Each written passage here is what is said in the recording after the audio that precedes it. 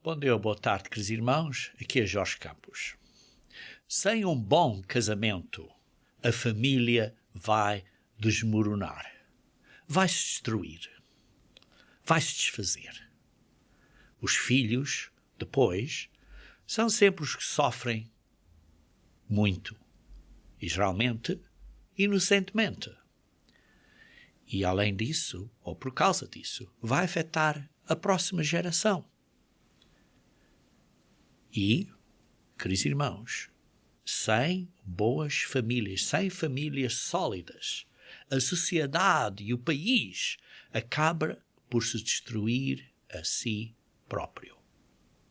Por isso, o nosso adversário, o maligno, o diabo, faz tudo quanto possível para destruir o casamento, para destruir o que Deus criou. Pois, queridos irmãos, o matrimónio é uma instituição divina. Queridos irmãos, basta olhar para a sociedade hoje.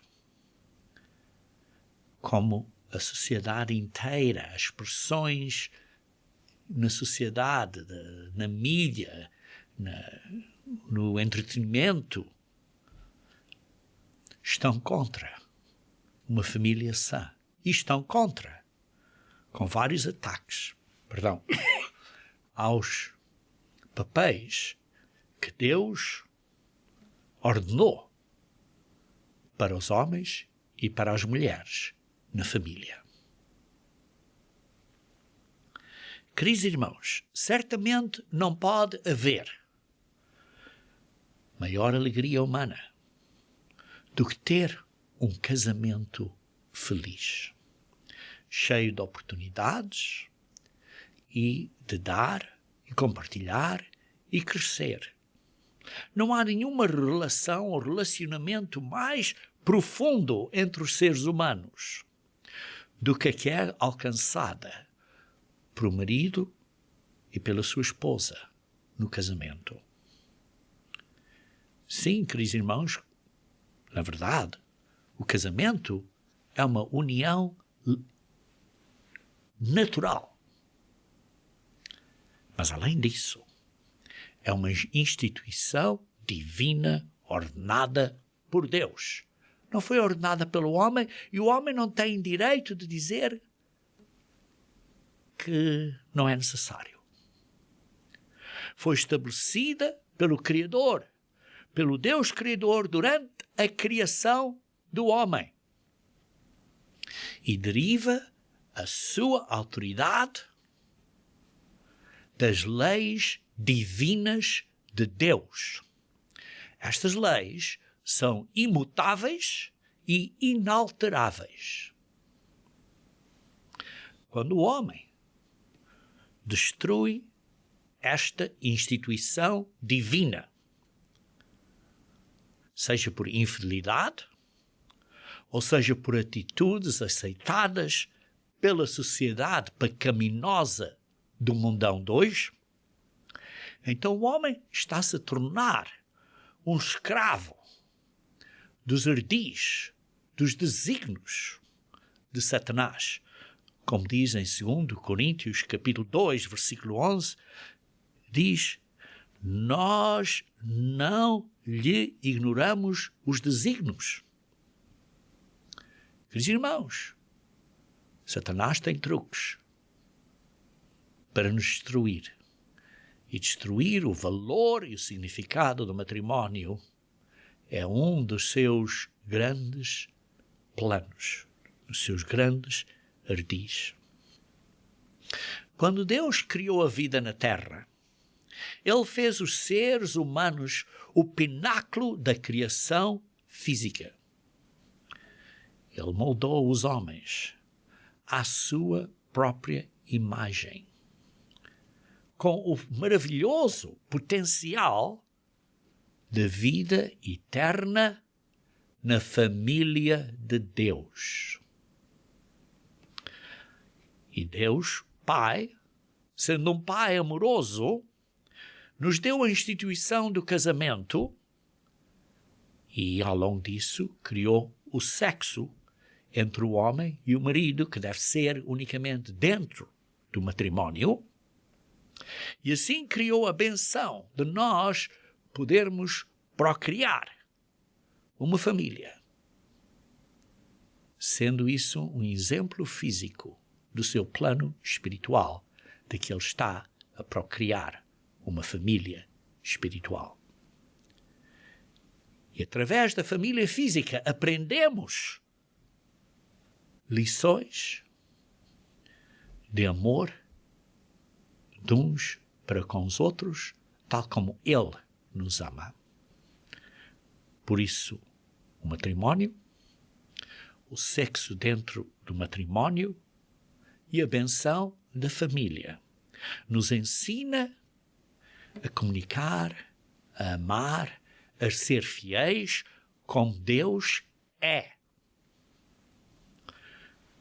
Irmãos, o matrimónio, de acordo com as leis divinas de Deus, que são imutáveis e inalteráveis, como disse, nos prepara para sermos membros do corpo de Cristo. Sim, é a Igreja de Deus, mas o corpo de Cristo é, ou será, finalmente, a família, ou parte da família de Deus, dos quais todos nós seremos membros, se nos mantivermos fiéis até ao fim. E por isso, queridos irmãos, eu hoje quero dar a vocês 4 chaves vitalícias para construir e nutrir um casamento duradouro. Em primeiro lugar, o matrimónio é um convênio com Deus. E por isso precisamos entender como a primeira chave para termos um casamento duradouro, temos que entender que é um convênio que fazemos com Deus quando nos casamos. Por isso, as palavras no matrimónio podem variar um pouco, mas geralmente são deste género. Eu, o nome, por exemplo, do noivo, faço convênio com Deus, na presença destas testemunhas, e fielmente prometo receber, depois o nome da noiva, como minha legítima esposa, na enfermidade ou na saúde, na prosperidade ou na adversidade. Enquanto nós vivermos a amá-la, a estimá-la, a honrá-la e prover por ela. Queridos irmãos, a esposa diz o mesmo. Mas lembrem-se que a primeira parte dessa frase é que diz que é um convênio com Deus. Leiam comigo, se faz favor, em Mateus, capítulo 19. Mateus, capítulo 19.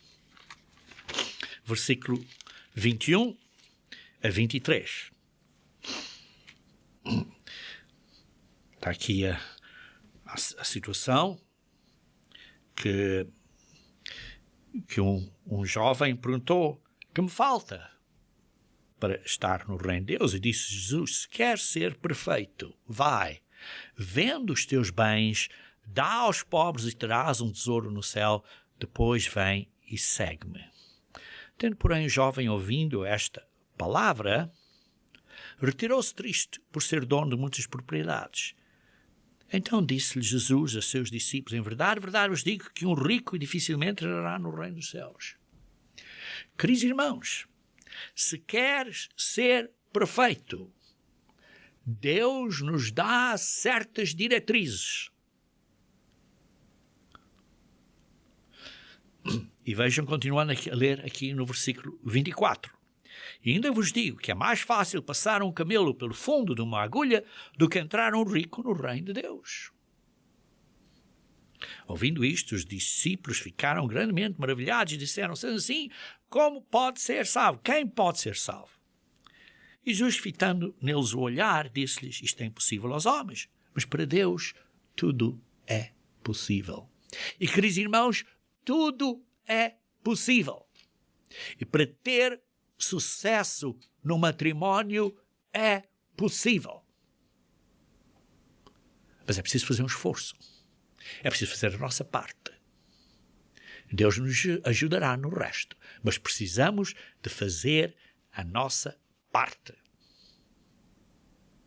Sim, às vezes há certas condições em que chegamos que são irreconciliáveis. Mas só as pessoas, ao fim de contas, é que são irreconciliáveis. Quando estão sem a guia de Deus. E, queridos irmãos, se ambos fazem a sua parte, se ambas as pessoas estão, digamos assim, a dançar o tango, vão dançar o tango, isto é, se as duas pessoas estiveram comprometidas 100% a ter sucesso no matrimónio e pondo Deus primeiro, com Deus tudo é possível. Mas necessita ambos a fazer a sua parte. Queridos irmãos, nós na Igreja de Deus temos um guia de estudo bíblico sobre o título O Casamento e Família, a dimensão perdida. Este guia de estudo bíblico dá várias diretrizes e ajudas bíblicas para você ter um bom casamento e sucesso na sua família. Recomendo que vocês encomendem esse guia de estudo bíblico no nosso site e também temos outros guias de estudo bíblico, como por exemplo, para ajudar as suas finanças, administrar as suas finanças. E, queridos irmãos, um dos grandes problemas em matrimónio geralmente é as finanças e outro é fazendo a vida dar certo. São 3 guias de estudo que vos ajudam na vida prática, no cristianismo diário da sua vida. Mas precisamos ter sempre as prioridades corretas. E lembrem-se que o matrimónio é um convênio com Deus. Quer dizer que você e a sua esposa fizeram um convênio perante Deus. Ora, se vocês fizeram esse convênio, vocês deram a sua palavra a Deus, a dizer que fielmente promete a manterem-se juntos até viverem, até a morte. Você fez a promessa a Deus. Cuidado. Foi uma promessa feita a Deus. E Deus odeia o divórcio. Por isso, lemos em Mateus 6, versículo 33. Mateus 6, versículo 33. Diz assim, Mateus 6, versículo 33.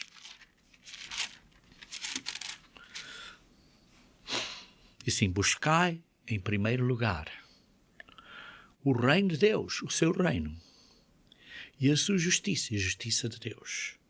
E todas estas coisas vos serão acrescentadas. Queridos irmãos, se nós buscamos as prioridades de pôr Deus primeiro, o seu reino, e aplicar a sua justiça de acordo com as leis de Deus, se ambos estamos a fazer a nossa parte, teremos sucesso no matrimónio. Teremos sucesso no matrimónio. Queridos irmãos, o matrimónio requer trabalho. Não é simplesmente, olha, esta pessoa é ideal para mim e é um milagre. Sim, Deus dá-nos pessoas. Dá-nos uma esposa ou dá-nos um esposo. Mas, queridos irmãos, requer o nosso trabalho. Vejam também em 1 Coríntios capítulo 10, 1 Coríntios, capítulo 10, versículo 31 a 33. Diz assim, portanto, quer comais, quer bebais, ou façais outra coisa qualquer, fazei tudo para a glória de Deus. Seja o que for, para a glória de Deus. No seu matrimónio, faça tudo para a glória de Deus. Porque você fez um convênio com Deus. Não vos torneis causa de tropeço, nem para ninguém, nem para os judeus, nem para os gentios, nem para a igreja de Deus, nem para o seu esposo, nem para a sua esposa. Faça a sua parte. Assim como também eu procuro em tudo ser agradável a todos. Você está em tudo, fazer tudo que pode para ser agradável à sua esposa e ao seu esposo, não buscando o meu próprio interesse. Você está buscando o seu próprio interesse ou está buscando o interesse do seu esposo e da sua esposa? Queridos irmãos, não causem dificuldades ou tropeços ao seu parceiro, à sua esposa ou ao seu esposo. Busque o interesse do outro. Não machuque, não magoe, não cause tristeza ao seu marido ou à sua esposa. Por quê? Porque diz assim, eu procuro em tudo ser agradável. E pondo no contexto de casamento, eu procuro em tudo ser agradável à minha esposa. Você faz isso? E falando para a esposa, eu procuro em tudo ser agradável ao meu esposo. É o que eu estou a dizer. Ambos têm que dançar o tango para dançarem. Ambos têm que fazer 100%. Não é 50-50, é 100-100. Vejam também 1 Timóteo capítulo 6. 1 Timóteo capítulo 6, versículo 20.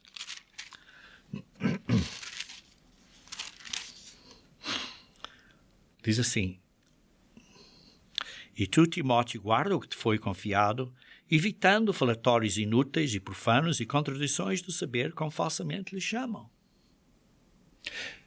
Pondo isto no contexto do matrimónio, e tu, marido, ou tu, esposa, evita falatórios inúteis. Evita as tuas próprias suposições e ideias. Procura o bem, o interesse do outro.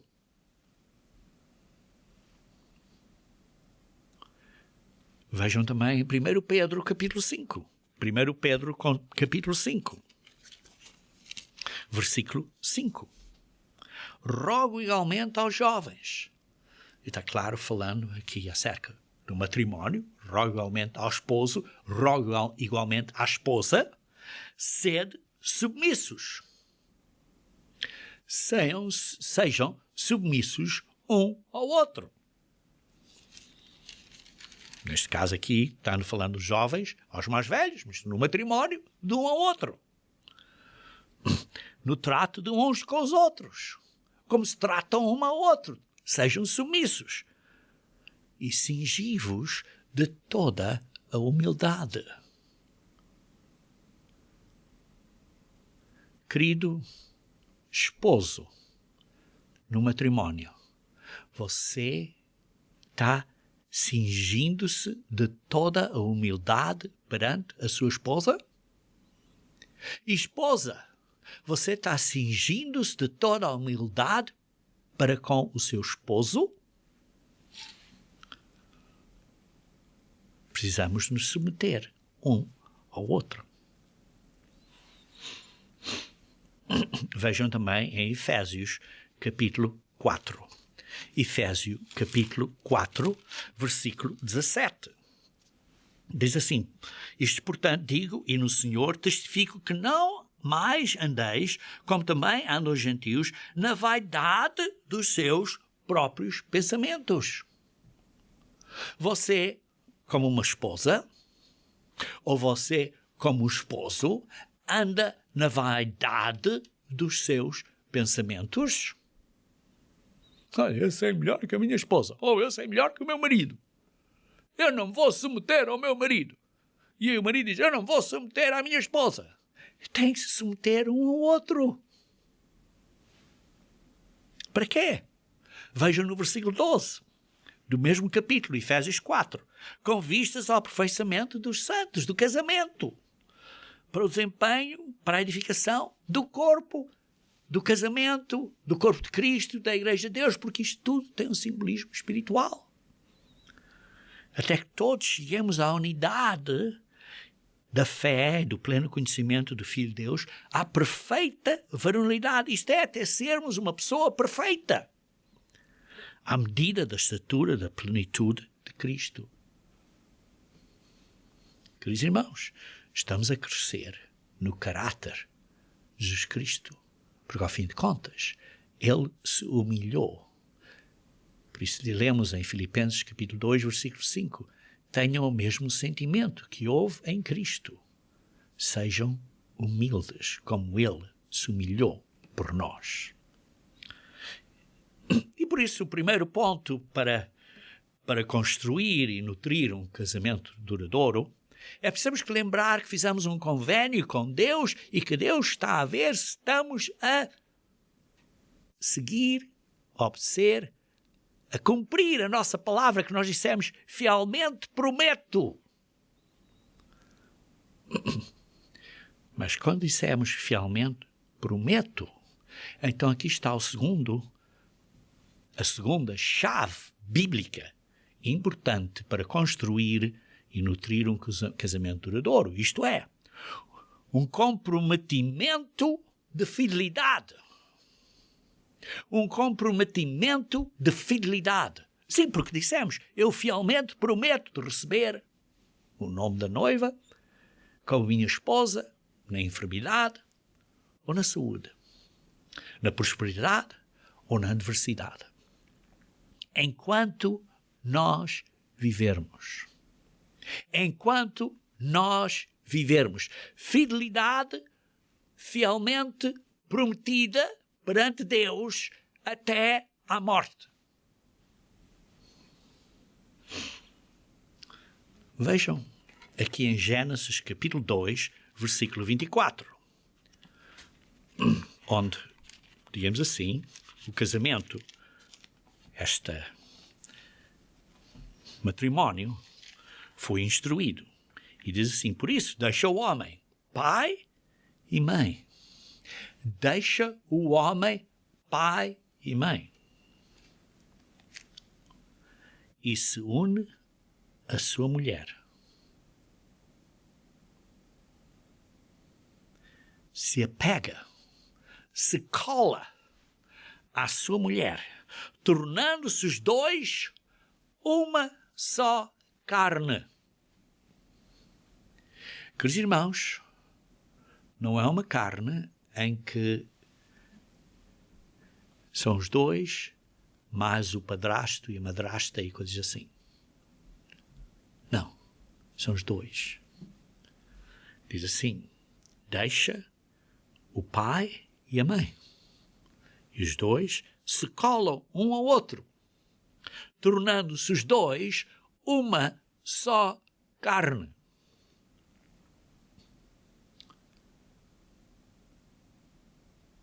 E por isso é que Jesus Cristo disse em Mateus 19, versículo 3 a 6, referindo a esta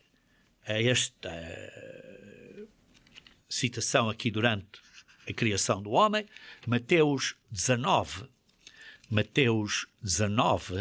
versículo 3 a 6, vejamos. Vieram a eles alguns fariseus e o experimentavam, perguntando, é lícito ao marido repudiar a sua mulher por qualquer motivo? É lícito divorciarem-se por qualquer razão? Ele respondeu, não leste o que diz no livro de Gênesis, que o Criador, desde o princípio, os fez homem e mulher e disse. Por esta causa deixará o homem pai e mãe e se unirá à sua mulher, tornando-se os dois uma só carne. Isso foi o que Jesus Cristo disse. De modo que já não são dois. Ou sim, fisicamente são duas pessoas. Mas não devem atuar como duas pessoas. Devem atuar unidos. E por isso diz, já não são dois. Porém, uma só carne. Submetendo-se um ao outro. Portanto, o que Deus ajuntou foi um convênio feito perante Deus. E Deus os ajuntou. É uma instituição divina. Por isso diz, portanto, o que Deus ajuntou, não separe o homem. Não se divorciem. Foi um convênio que ambos fizeram perante Deus. E por isso é que a lei de Deus, em Êxodo, capítulo 20, versículo 14, Êxodo, capítulo 20, versículo 14, diz claramente, não adulterarás. Simples. Não adulterarás.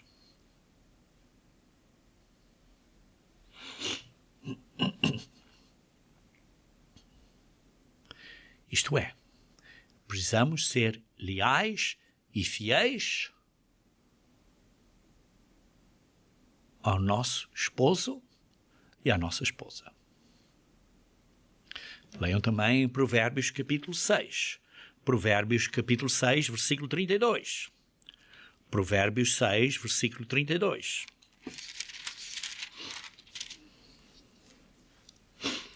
O que adultera com uma mulher está fora de si. Só mesmo quem quer arruinar-se é que pratica tal coisa. Se você quer destruir-se a si próprio, é que vai adulterar. Vai causar problemas na sua família, nos seus filhos, isso tudo. Você é fiel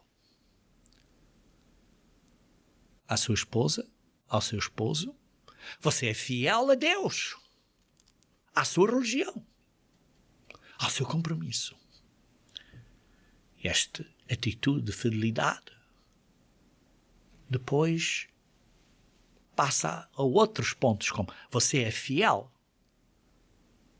à empresa que você trabalha.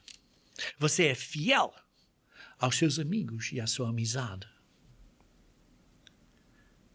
Quem é que acha um homem que é fiel? Veja em Provérbios, capítulo 20, versículo 6. Diz assim, muitos proclamam a sua própria benignidade. Oh, eu fiz isto, eu sou uma pessoa muito boa, eu sei isto, tenho esta inteligência, sou muito esperto. Mas o homem fidedigno, quem o achará? O homem fiel, quem o achará? Você é fiel? Uma coisa rara. É o que Deus busca e quer em você e em mim. Provérbios 25, versículo 19. Provérbios 25, versículo 19. Como dente quebrado. Você já tem um dente quebrado? Depois tenta mastigar. Não consigo mastigar. E pé sem firmeza. Você já tem um pé que não é firme, não consegue pôr peso nele? Assim é confiança no desleal, no tempo de angústia. Se o seu amigo, se o seu irmão, se o seu esposo a sua esposa não é fiel, quando o dia vier da angústia, como é que você pode pôr peso nele ou nela para o ajudar? Porque ele ou ela não é leal, não é fiel.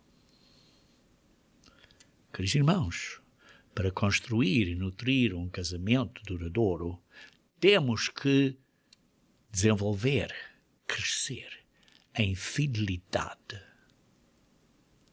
Fazer o que a nossa boca diz que vamos fazer. Deixar o nosso sim ser sim e o nosso não ser não.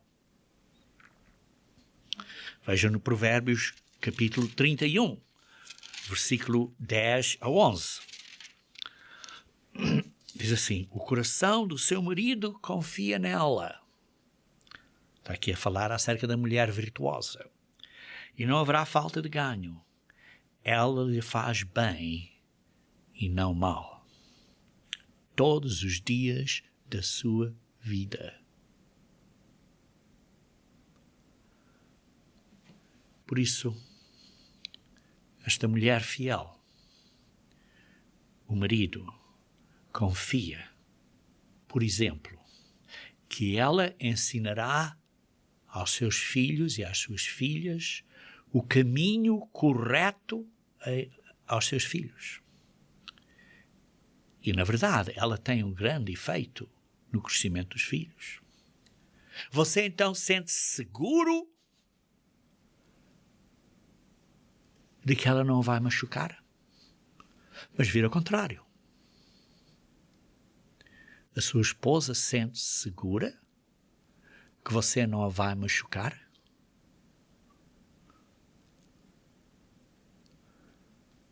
A sua esposa tem confiança em você que você não vai magoá-la emocionalmente? Talvez queira perguntar à sua esposa, mas talvez ela tenha medo de dizer a verdade, porque você pode ser um bocado forte demais. Por isso, peça a Deus.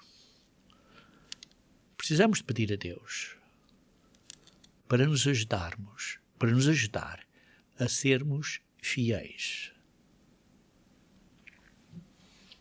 1 Pedro, capítulo 3, versículo 7. 1 Pedro, capítulo 3, versículo 7. Maridos, vós igualmente vivei a vida comum do lar, isto é, coabitar com a sua esposa, com a sua família, com discernimento e tendo consideração para com a vossa mulher. Homens, têm consideração pela vossa esposa? Meus irmãos, eu simplesmente estou a ler a Bíblia. E você tem que se analisar a si próprio e fazer esta pergunta. Você está com consideração à sua esposa, com discernimento, entendendo as fraquezas que ela tem, físicas ou seja que for. Com parte mais frágil, tratai-a com dignidade, com honra. Não foi o que você disse no casamento, que eu a tratarei fielmente, prometo de honrá-la até à morte. Em bons dias e maus dias, em prosperidade e diversidade, em saúde e em doença. Por quê? Porque vocês são juntamente herdeiros da mesma graça. Queridos irmãos, você entende que a sua esposa vai ter a mesmo género, qualidade, tipo de herança que você no reino de Deus? E quem sabe, se no reino de Deus ela vai ter uma responsabilidade maior que você. Quem sabe? Talvez ela tenha crescido mais na graça e no conhecimento do nosso Senhor e Salvador Jesus Cristo e vai ter, por isso, um galardão maior. Quem sabe? E por isso você está a tratá-la com discernimento, porque você entende isso. Porque são herdeiros da mesma graça. E se você não faz isso, as suas orações não vão ser ouvidas.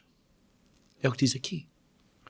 Para que não se interrompam as vossas orações.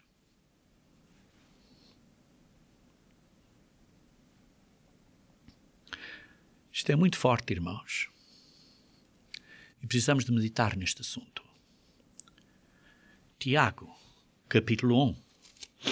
Tiago, capítulo 1. Versículo 2. Tiago, capítulo 1, versículo 2. Meus irmãos, tende por motivo de toda a alegria o passares por várias provações. Queridos irmãos, tu tens dificuldades na vida? Ou por causa destas dificuldades? Por causa destas provações?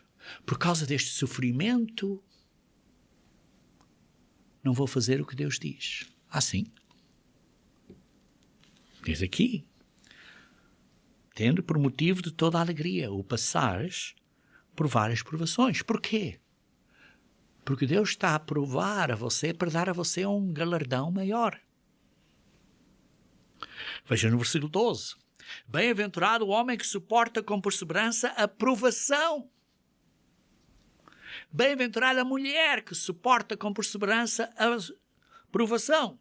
Porque depois de ter sido aprovado ou aprovada, receberá a coroa da vida eterna, a qual o Senhor prometeu aos que o amam.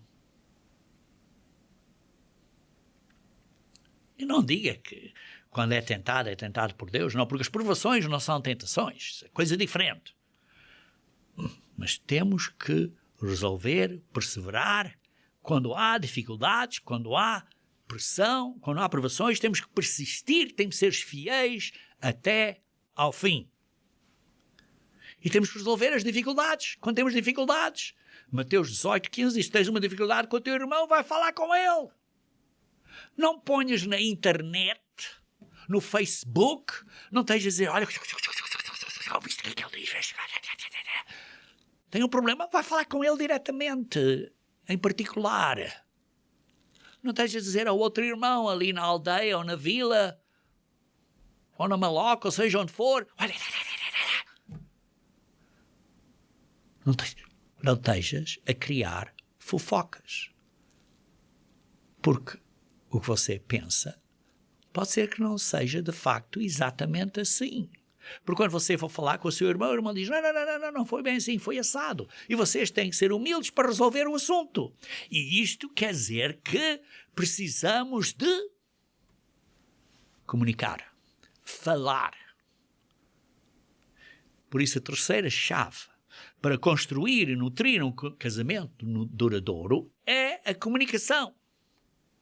É falar. É comunicar. Você sabe que a comunicação é tão essencial para o nosso relacionamento de um com o outro, do marido com a mulher, tal como o sangue é essencial para a vida. Se você tirar o sangue do seu corpo, você morre fisicamente. Se você tira a comunicação da sua vida, você morre. Mas, queridos irmãos, lembrem-se que a comunicação não é só palavras. Sim, estamos a falar de palavras. Mas lembrem-se que a comunicação não é só de palavras. A comunicação de palavras é simplesmente, dizem certas pessoas, que é simplesmente só 7% da comunicação. Quer dizer que 93% da comunicação não é verbal. Quer dizer, é o tom. É o tom. Ou um tom mais amigável. Perdão, irmãos.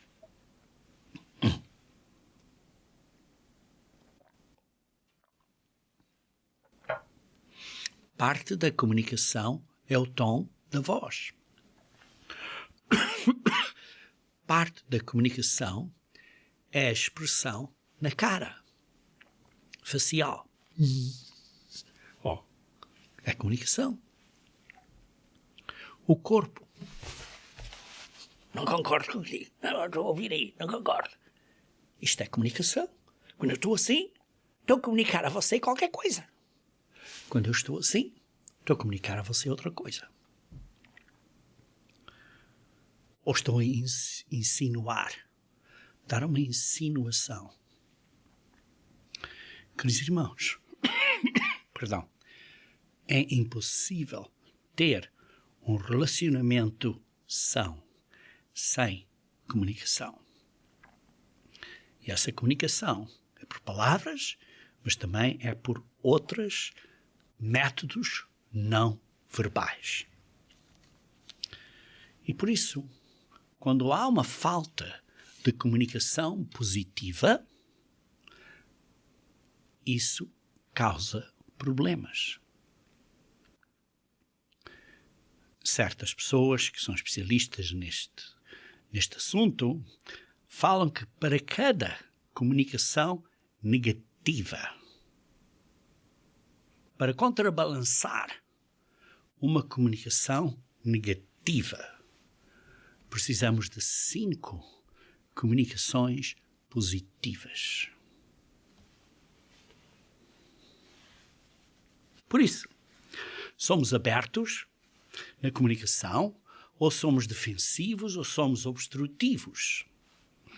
E por isso, quando estamos em comunicação, precisamos estar a falar uns com os outros. Olhem, por exemplo, em Malaquias, capítulo 3, versículo 16. Falando acerca do tempo do fim. E diz aqui em Malaquias 3, versículo 16. Diz assim: então os que temiam ao Senhor falavam uns com os outros, comunicavam. Certamente era a comunicação positiva. E o Senhor atentava e ouvia. Quando você fala ao seu esposo, à sua esposa, aos seus irmãos, Deus está a ouvir. E por isso havia um memorial escrito diante dele para os que temem ao Senhor e para os que se lembram do seu nome. E por isso, quando a sua conversa com a sua esposa, com o seu esposo, é positiva, Deus ouve e é alegre para Deus. Vejam Colossenses capítulo 4. Colossenses capítulo 4. Colossenses capítulo 4. Versículo 6. Diz assim: a vossa palavra seja sempre agradável. Isto é positiva. A nossa comunicação verbal deve ser positiva. E como vimos, a comunicação também é não verbal, deve ser uma coisa positiva. Agradável. Temperada com sal. Temperada com sal. A nossa comunicação é temperada com sal?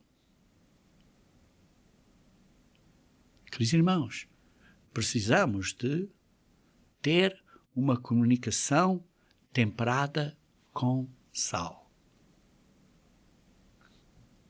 Vejam em Colossenses, capítulo 6, Provérbios 15, versículo 1.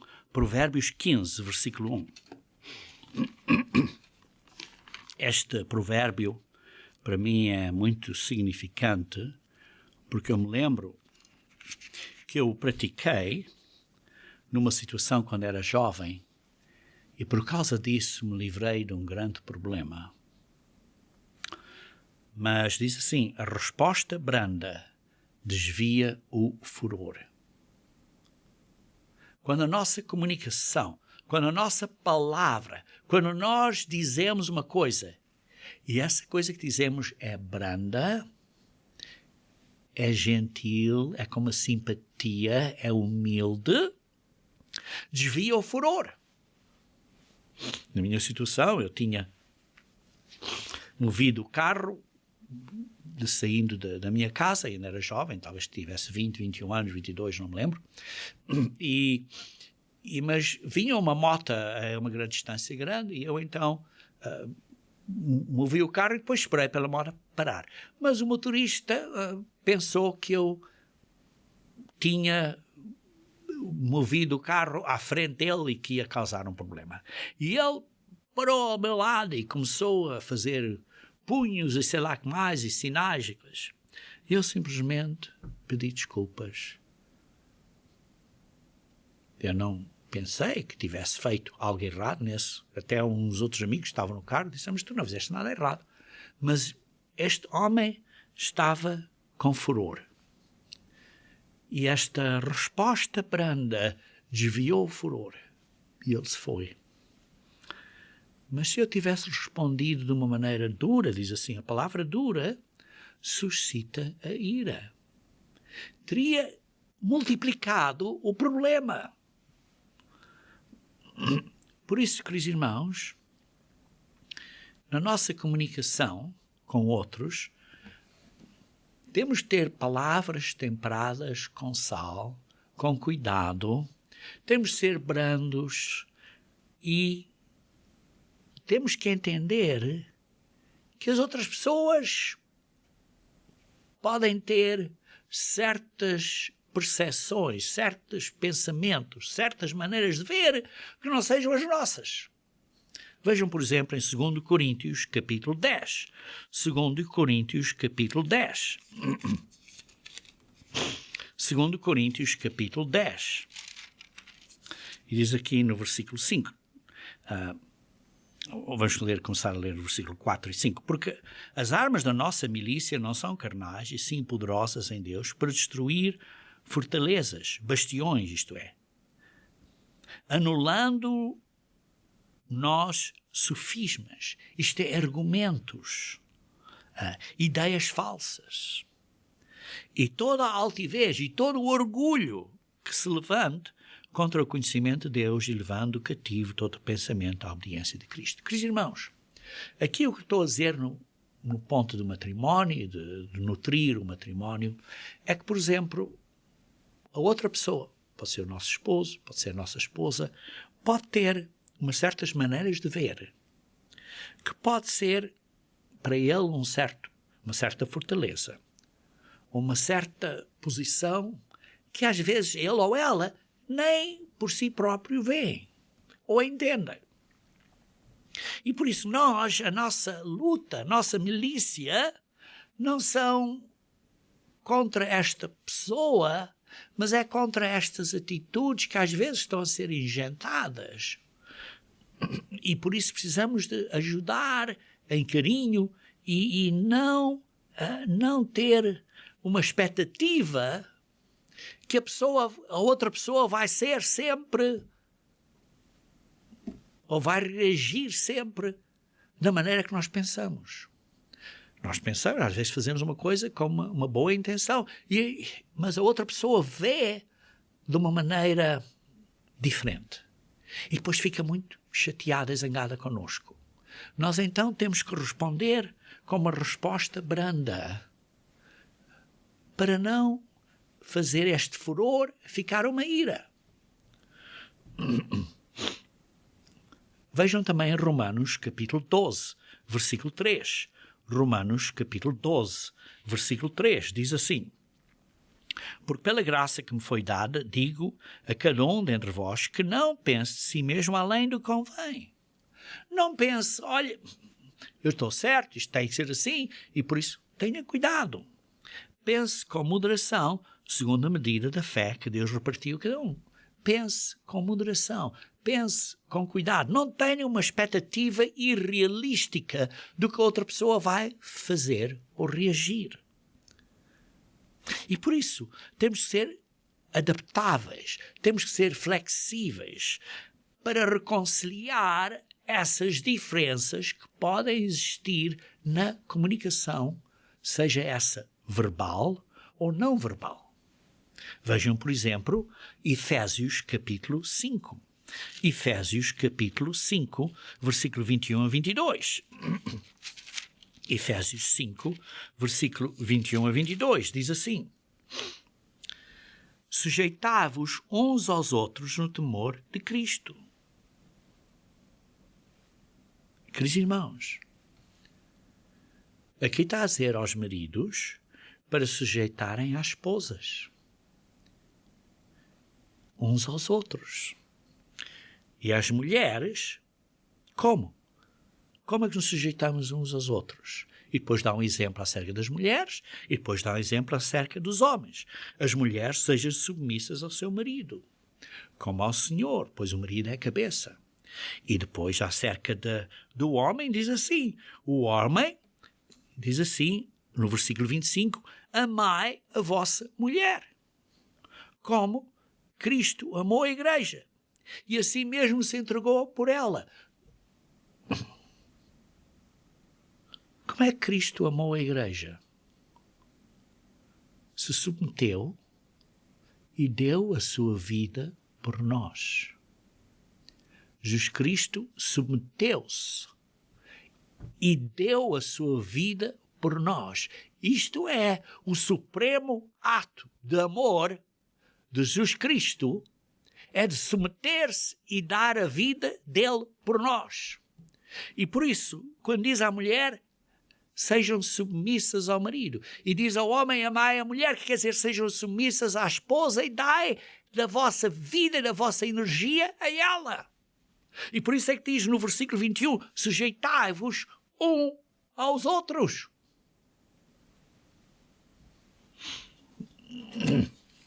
Sujeitai-vos uns aos outros. Outra situação em que temos de ter cuidado na comunicação é na área emocional. Porque a área emocional pode dar origem a ciúmes, por exemplo, e é fácil uma pessoa estar um pouco desequilibrada ou tornar-se muito desequilibrada emocionalmente. E principalmente, irmãos, entre as pessoas de origem latina, como os portugueses, somos latinos, somos mais emocionais. E precisamos ter cuidado que esta emoção não nos leve a pontos que não devemos ir. Vejam em 2 Timóteo, capítulo 1, versículo 6 e 7. 2 Timóteo, capítulo 1, versículo 6 e 7. Diz assim: por esta razão te admoesto que reavives o dom de Deus que há em ti pela imposição das minhas mãos. Isto é, o dom que recebemos pela imposição das mãos, isto é, recebemos o Espírito Santo depois do batismo, pela oração. E diz assim: te admoesto que reavives o dom de Deus. Porque Deus não nos tem dado o Espírito, isto é o Espírito de Deus, que é o dom de Deus, não é o Espírito de temor ou de covardia, mas de poder, de amor e de moderação. Não é um espírito de instabilidade emocional, mas é um espírito moderado. E por isso nós, como pessoas geneticamente, digamos assim, originalmente latinos, quer dizer, portugueses, espanhóis, e pessoas deste grupo de famílias, somos mais emocionais. E não há nada errado com a emoção. Não há nada errado com a emoção quando é usada corretamente. Mas temos de ter cuidado. Não seja desequilibrada. Tem que ser moderada. Vejam Efésios capítulo 4, versículo 14. Efésios capítulo 4, versículo 14. Diz assim: para que não mais sejamos como meninos agitados de um lado para o outro e levados ao redor por todo o vento, doutrina, ou seja o que for. Quer dizer, precisamos ter cuidado, não sermos crianças emocionalmente, estarmos agitadas por qualquer coisa que seja o que for. Uma pessoa disse isto ou disse aquilo, arrebenta e está a explodir emocionalmente. Cuidado. Porque diz assim, não sejamos como meninos agitados de um lado para o outro. Por isso precisamos estar moderados. Vejam em Provérbios capítulo 14, versículos 29 e 20. Provérbios 14, versículo 29 a 30, perdão. Provérbios 14, versículo 29 a 30. Provérbios 14, 29 a 30, diz assim: o longânimo é grande em entendimento, mas o do ânimo precipitado exalta a loucura. O longânimo é aquele que se mantém calmo, como diz na Bíblia da linguagem de hoje. Aquele que se mantém calmo é grande em entendimento, mas o de ânimo precipitado, aquele que perde a calma, exalta a loucura. Queridos irmãos, temos de ser moderados, temos que manter calma. O ânimo sereno é a vida do corpo. Isto quer dizer, aquele que se mantém calmo.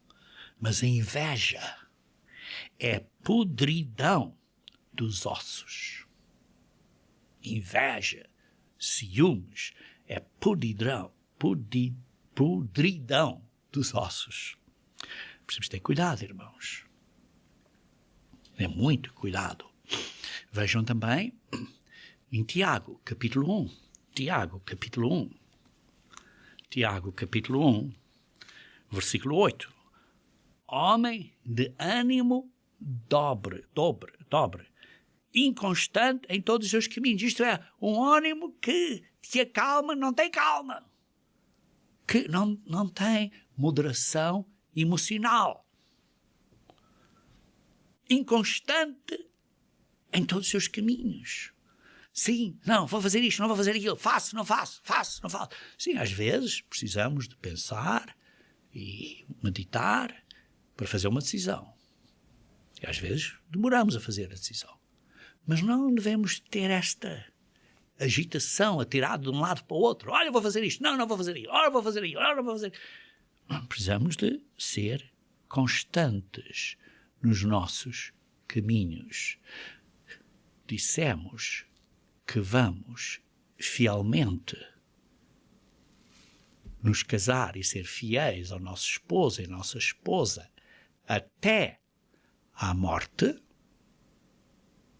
Temos que ter uma calma, um equilíbrio moderado e manter nesse caminho. Veja em Tiago, capítulo 4, versículo 5. Tiago, capítulo 4, versículo 5. Ou supondes que em vão afirma a Escritura, é com ciúme que por nós anseia o Espírito que Ele fez habitar em nós. Queridos irmãos, o Espírito do homem no homem, na sua maneira carnal, tem uma propensidade a ter ciúmes. Não é o Espírito de Deus, mas o Espírito do homem no homem. Temos que vencer a fraqueza da carne. E por isso precisamos do Espírito de moderação, que é o Espírito de Deus. E por isso precisamos ter humildade e submissão a Deus. Por isso é que diz, antes Ele dá maior graça, pelo que diz, Deus resiste aos soberbos, mas dá graça aos humildes. Precisamos ter humildade e mantermos fixos no caminho em moderação. E há outras coisas que, por exemplo, precisamos ser, trabalhadores. Precisamos ter trabalhadores. Vejam Eclesiastes capítulo 9, versículo 10. Eclesiastes capítulo 9, versículo 10. Peço desculpa, irmãos, que o meu sermão hoje vai ser um bocadinho mais que 1 hora, mas é um ponto importante, e eu quero aqui então abordar também algumas outras escrituras, versículos. Eclesiastes, capítulo 9, versículo 10, que diz assim: tudo quanto te vier à mão para fazer, faze-o conforme as tuas forças. Porque no além, isto é, no Sheol, na sepultura, para onde tu vais, todos nós vamos para a sepultura, mais cedo ou mais tarde, não há obra, nem projetos, nem conhecimento, nem sabedoria nenhuma. Mas enquanto há vida, trabalha. Sejas um trabalhador. É o que diz aqui. E tudo quanto vier à mão para fazer, faze-o com toda a tua força. Não sejas preguiçoso. Não inventes desculpas para dizer que não podes trabalhar. Trabalha. Logo a Provérbios, capítulo 20, versículo 13. Provérbios, capítulo 20, versículo 13.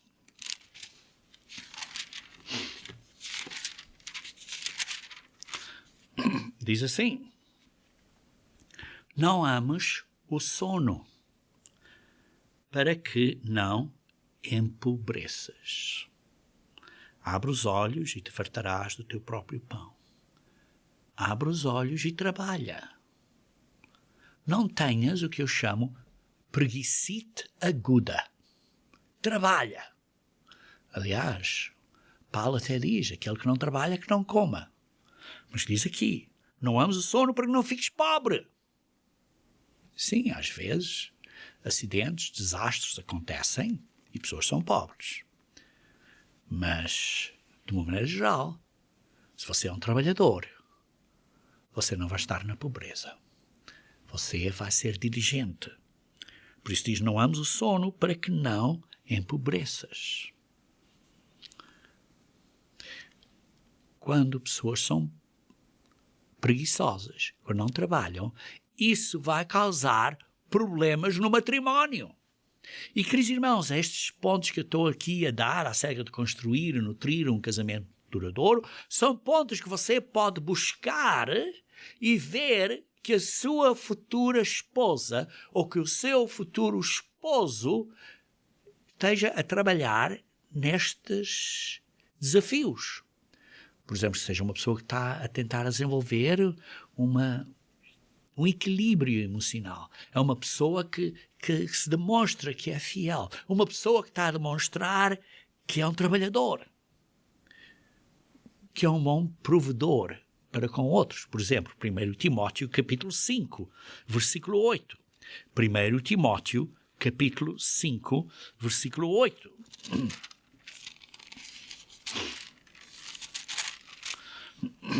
Diz assim: ora, se alguém não tem cuidado dos seus, especialmente dos da própria casa, se você não está a cuidar da sua esposa financeiramente, se a sua esposa não está a ajudar a você também no progresso, porque ela é trabalhadora e por isso está a manter a casa e a fazer as suas partes, as suas responsabilidades, e você está a fazer as responsabilidades suas.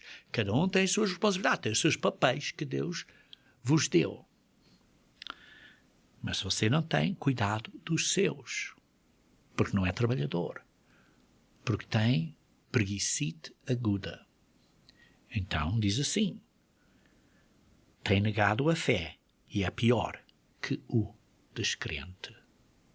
É pior que o descrente. Queridos irmãos, temos de ser bons provedores. Mas, por outro lado, não devemos de fazer a busca de dinheiro como uma ganância. Veja, por exemplo, no mesmo livro, no mesmo epístola, 1 Timóteo, capítulo 6, do versículo 5 a 10, diz assim, há problemas, há altercações, isso tudo, e as pessoas têm uma busca de lucro, procuram lucro e querem ficar ricos, diz no versículo 9, e depois diz no versículo 10, porque o amor do dinheiro, isto é, a avarice, é a raiz de todos os males. Não é a única raiz de todos os males, é a raiz. É uma raiz. Há outras raízes, mas é uma raiz de todos os males. E alguns nessa cobiça se desviaram da fé, porque queriam mais dinheiro. Queriam mais dinheiro. E assim mesmo se atormentaram com muitas dores e muitos problemas. Por isso, digamos assim, essa é uma terceira chave. Chave para construir e nutrir um casamento duradouro. E a quarta chave que eu quero mencionar é o amor. É o amor. O amor começa entre um homem e uma mulher como uma coisa, digamos assim, química, uma paixão. É um contentamento de se verem, uma afeição gentil, um senso de bem-estar, e gostam de fazer coisas juntas. E isso depois cresce. E apreciam esse gozo, essa satisfação, esse sentimento de ser apreciado cresce. Mas tem que crescer para um amor de servir o outro. Porque essa química inicial vai descer e o outro amor de servir o outro tem que crescer. E por isso, convivência é importante.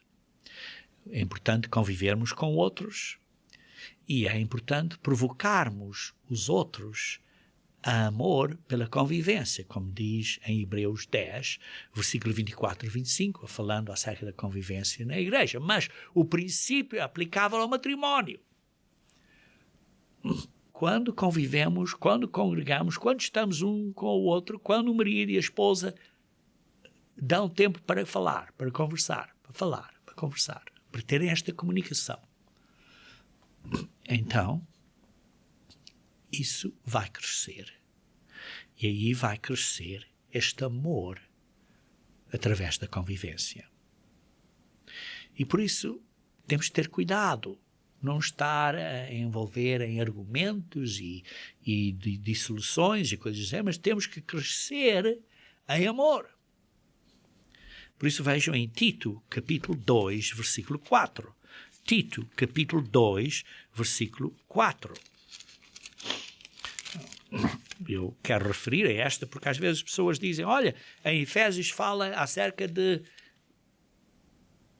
maridos amem a mulher. Sim, Efésios 5, versículo 25 diz isso, e acabámos de ler isso há pouco. Maridos, amai a esposa. Sacrificai pela esposa, como eu ensinei. E depois já ouvi umas senhoras dizer, mas não diz às senhoras para amarem o marido. Diz sim. Leiam aqui em Tito, capítulo 2, versículo 4, que diz assim,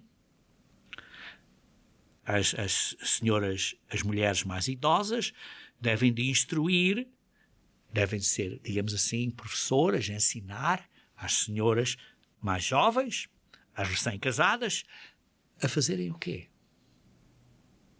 A amarem o marido e seus filhos. A sacrificar pelo seu marido e pelos seus filhos. Amar é uma ação, irmãos. Sim, inicialmente, quando se casam, ou antes do casamento, o amar é mais uma paixão, um sentimento. Mas conforme crescemos no casamento e conforme os dias se passam, o amar se torna um verbo. O amar se torna uma ação de servir o outro. Uma ação de termos empatia, termos amor, temos uma capacidade de conectar, de ouvir o que eles sentimentos tem, e não é só eu, mas somos nós. O matrimónio é para o homem, é para a mulher, para sermos parte de uma família, é porque é nós, não é eu. Não é uma coisa egoísta. É uma questão de suportar um ao outro e fazer um apoio, apoiar um ao outro 100%. 100% de um lado e 100% do outro. Não é 50-50, é 100%. Vejam Gálatas capítulo 6. Gálatas capítulo 6, versículo 2. Levai as cargas uns aos outros e assim cumprireis a lei de Deus. Levai as cargas uns aos outros. Isto é, estejam a apoiar um ao outro. O marido esteja a suportar, a apoiar, a levar as cargas da sua esposa e a esposa ajude a carregar as cargas do marido. Cada um tem as suas áreas diferentes de suportar, apoiar um ao outro. Mas tem que ser 100%, 100%. Quando é 50-50, não funciona. Tem que ser 100%, 100%. Veja em Atos, capítulo 20. Atos, capítulo 20, versículo 35, que diz... Atos 20, versículo 35, que diz: tenho-vos mostrado em tudo que, trabalhando assim, é mister socorrer os necessitados, recorrer às palavras do próprio Senhor Jesus. Mais bem, do Senhor Jesus, mais bem-aventurado é dar que receber. É mais bem abençoado dar do que receber. Por isso, o amor é dar. O amor é dar. É mais abençoado dar do que receber. Mas lembre-se, tem que haver um recebedor. Quando dá, tem que haver um recebedor. E por isso, quando você é o doador, dê. Quando você é o recebedor, receba graciosamente. Não diga, olha, não devias ter feito isto. Porquê? Porque quando você diz, olha, não devias ter feito isso, você está a destruir, está a magoar, está a desencorajar o doador. E por isso agradeça, diga muito obrigado, mas muito obrigado, agradeço muito o que está a fazer. Por isso seja um bom recebedor também. E por isso, assim, está a encorajar o positivo. Está a encorajar aquele que dá. E por isso, queridos irmãos, sem um bom casamento, a família vai desmoronar-se, vai destruir-se. Os filhos vão sofrer e a sociedade vai ser afetada. E o país acaba por cair. Deus tem um plano para você e para mim, para nós virmos a ser filhos e filhas de Deus no reino de Deus, isto é, na família de Deus. E por isso Deus nos deu o matrimónio como um passo importantíssimo no treino para sermos filhos de Deus no reino de Deus. Lembrem-se, primeiro, queridos irmãos, que o matrimónio é um convênio com Deus.